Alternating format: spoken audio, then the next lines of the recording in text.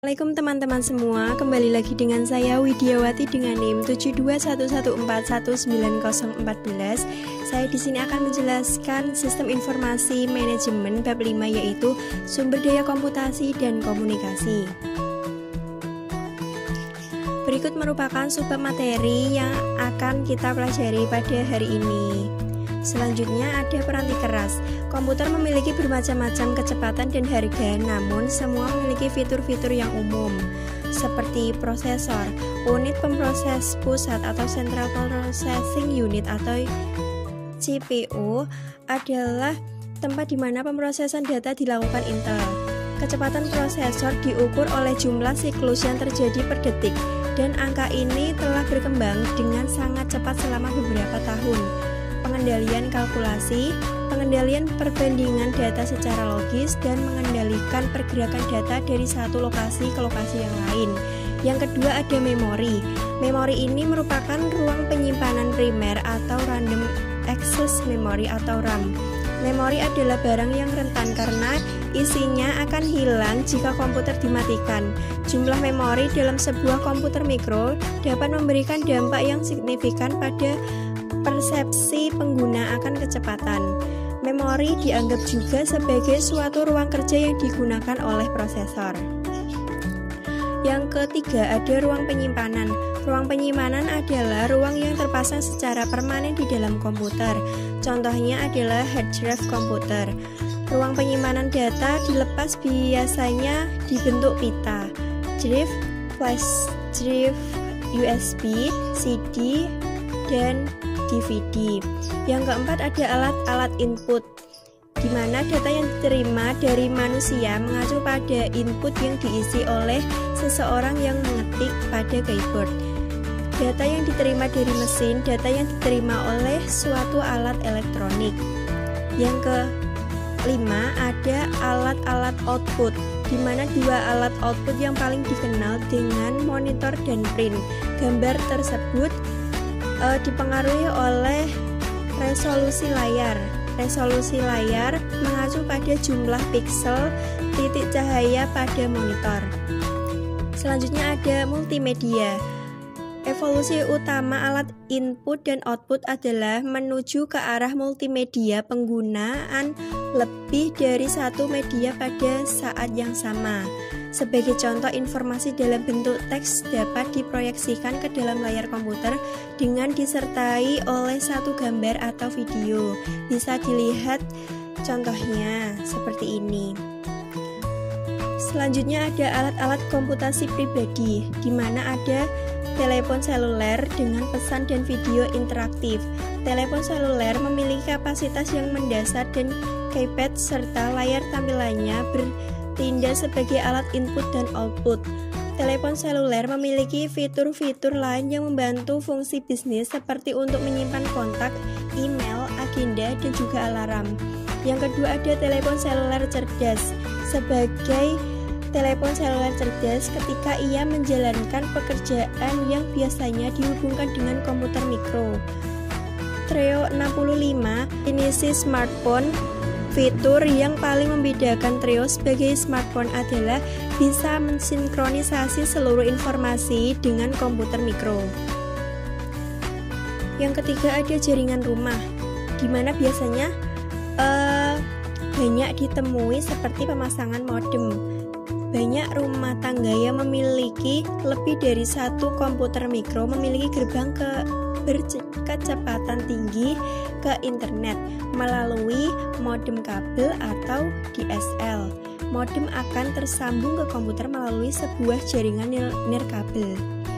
Keamanan nirkabel. Ketika memasang router, kita memungkinkan untuk membuat satu kata sandi untuk membatasi akses ke jaringan nirkabel. Selanjutnya ada keamanan komputasi rumah. Ada 3 aspek keamanan yang memiliki arti penting bagi komputer mikro, yaitu pembaruan atau update, virus, dan juga spyware. Selanjutnya ada peranti lunak. Yang pertama ada peranti lunak sistem, di mana menjalankan tugas-tugas mendasar yang dibutuhkan oleh seluruh pengguna dari satu komputer tertentu. Yang kedua ada peranti lunak aplikasi. peranti lunak aplikasi siap pakai, diproduksi oleh pemasok dan dijual kepada pengguna. Yang kedua, peranti lunak khusus, di mana sekelompok konsultan programmer yang menulis peranti lunak untuk memenuhi kebutuhan sebuah organisasi atau bisnis. Yang ketiga, peranti lunak yang ditulis oleh pengguna, di mana faktor pengguna membuat aplikasinya sendiri adalah kecepatan tingkat kerumitan dan kemudahan pengguna. Selanjutnya, di mana ada peranti lunak yang mudah digunakan oleh pengguna, terdapat beberapa karakteristik, di antaranya ada dialog yang dipandu untuk mengarahkan pengguna sehubungan dengan data apa yang dibutuhkan, format data yang diminta, dan masalah yang serupa.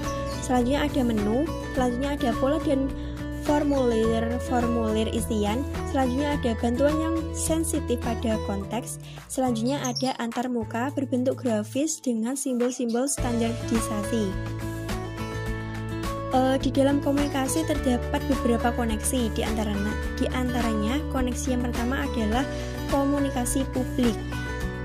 Adapun modern telepon menghubungkan sekitar setengah komputer rumah internet pada kecepatan 56 Kbps. Adapun modem kabel melalui kabel koaksial yang umumnya digunakan untuk menerima siaran TV kabel. Modem ini memiliki kecepatan sekitar 512 Kbps sampai 2 Mbps. Yang kedua ada koneksi pribadi, di mana suatu sirkuit yang selalu terbuka untuk lalu lintas komunikasi perorangan. Terdapat dua jenis saluran pribadi, yaitu saluran T1 dan saluran T3.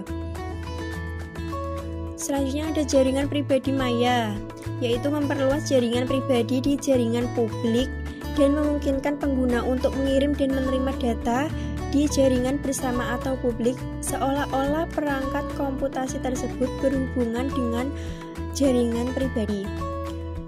Di dalam protokol untuk komunikasi komputer terdapat beberapa macam sistem. Yang pertama, sistem network architecture atau SNA, di mana SNA ini membutuhkan satu komputer induk utama yang mengumpulkan komputer-komputer lain yang terhubung oleh suatu jaringan dalam suatu urutan hampir sama dengan menggunakan giliran. SNA mengharuskan perusahaan membeli peranti tambahan untuk mengendalikan komunikasi. Yang kedua ada token ring, di mana perusahaan IBM mulai mengembangkan suatu protokol miliknya yang tidak mengandalkan diri pada satu komputer induk untuk mengandalkan komunikasi ke komputer-komputer lain, melainkan komputer lainnya dapat mengandalkannya. Yang ketiga ada Ethernet, di mana Ethernet adalah suatu protokol terbuka bagi komunikasi peer-to-peer. Ethernet bekerja dari jalur transmisi tunggal. Tidak ada token yang diedarkan untuk menentukan komputer yang mana akan mengendalikan media komunikasi. Jika dua sesama komputer mencoba untuk mengirimkan data pada waktu bersamaan, maka akan terjadi kerusakan transmisi data.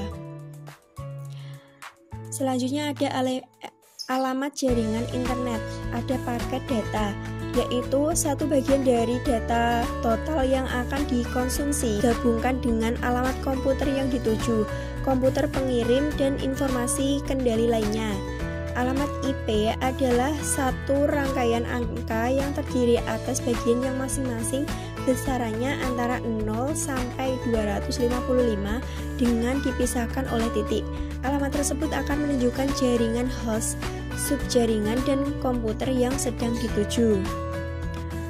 Selanjutnya ada jenis-jenis jaringan. Yang pertama ada jaringan area lokal, sekelompok komputer dan alat-alat lainnya yang terkoneksi menjadi satu media yang sama. Selanjutnya yang kedua ada jaringan area metropolitan, di mana suatu jaringan yang memiliki batasan jarak fisik sebesar kurang lebih 30 mil. Yang ketiga ada jaringan area luas, digunakan untuk menghubungkan komputer-komputer alat-alat lainnya ketika jaraknya melebihi jarak dari LAN maupun MAN. Selanjutnya ada perbedaan apa itu internet, intranet, dan juga ekstranet. Internet merupakan kumpulan jaringan di seluruh dunia yang dapat digabungkan bersama. Setiap orang dengan sebuah komputer dan akses ke media komunikasi akan dapat menjelajahi internet. Keterbukaan ini memiliki keunggulan dan kerugiannya sendiri. Selanjutnya ada intranet, merupakan suatu jaringan yang menggunakan protokol jaringan yang sama seperti internet, tetapi membatasi aksesibilitas ke sumber daya komputer hanya bagi sekelompok orang tertentu di dalam organisasi. Selanjutnya ada extranet, merupakan suatu internet yang diperlukan untuk meliputi para pengguna di luar perusahaan. Selanjutnya ada konvergensi komputasi dan komunikasi. Voice over Internet Protocol adalah media komunikasi suara melalui internet seperti komunikasi digital. Setiap sinyal suara dapat digitalisasi dan dikirimkan melalui internet dan dimainkan kembali pada pengeras suara di tempat tujuannya.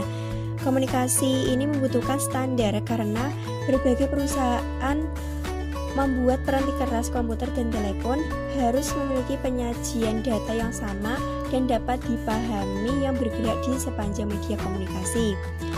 Terima kasih teman-teman atas perhatiannya. Saya ucapkan terima kasih. Wassalamualaikum warahmatullahi wabarakatuh.